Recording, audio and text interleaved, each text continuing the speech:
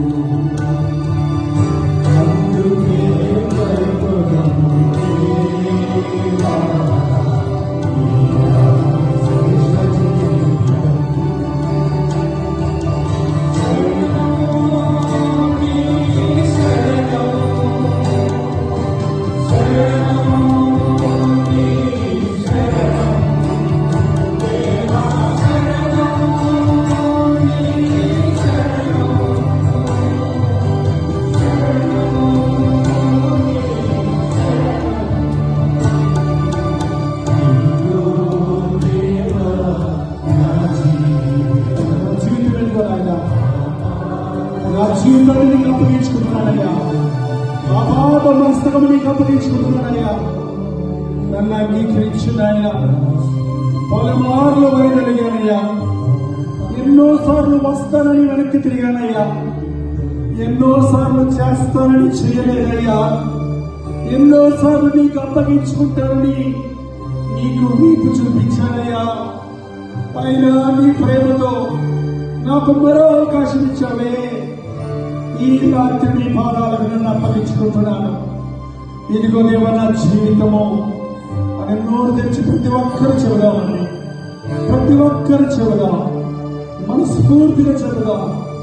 నా మట్టుకైతే బ్రతుకుట క్రీస్తే, చావైతే లాభం అన్నట్టు బ్రతుకుదా.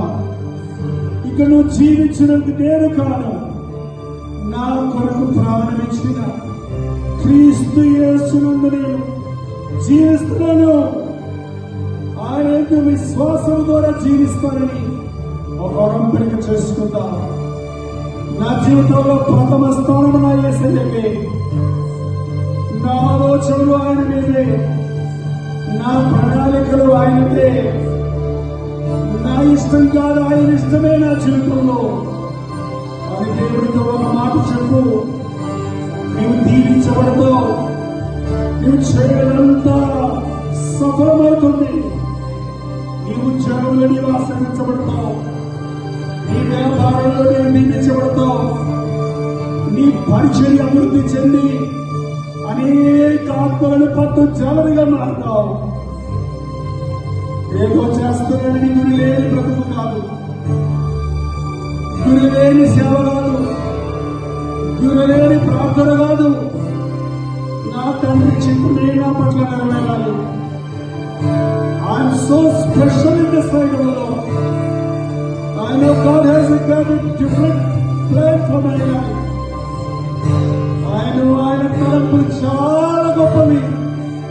భూమికి ఆకాశం ఎంతెత్తున్నదో అంతెత్తైన ఆలోచన నీకు ఉంటే నువ్వేదో చిన్న చిన్న వాటి కూడా ప్రకృతి పడుతున్నావు.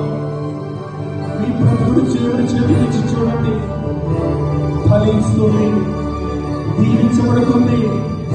ఇక్కడున్న యవనస్తులు యేసునామములో హెచ్చరిస్తున్నా, నీ జీవితం దాయిపోకముందే, నీ ఎవర కాలం గడ్డించక ముందే దేవుని చేతులకు అప్పగించుకో. ఇక్కడున్న అవివాహితులకు ప్రభునామములో హెచ్చరిస్తున్నా, ఈ వివాహ విషయంలో దేవుని చిత్తం చేయి. అప్పుడు నీ కుటుంబం దీవించబడుతుంది, అప్పుడు నీ భవిష్యత్తు ఆశీర్వదించబడుతుంది. నీ ప్రణాళికలన్నీ ప్రభు పాదాల దగ్గర పెట్టి, నా చిత్తము కాదు నీ చిత్తమే అను.